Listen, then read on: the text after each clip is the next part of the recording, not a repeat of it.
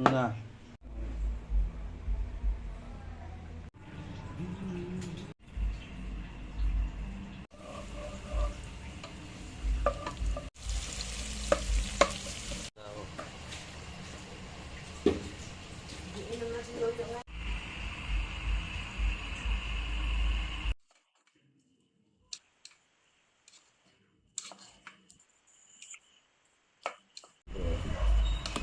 Kita yan dahil dito.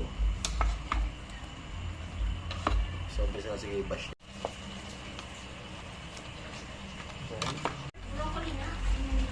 Ano pa nga sa luto? Ito na nga, ganito na nga kaso na-restrict na. Tikman mo. Kailan yung utang mo sa sinino mo? Pwera na eh.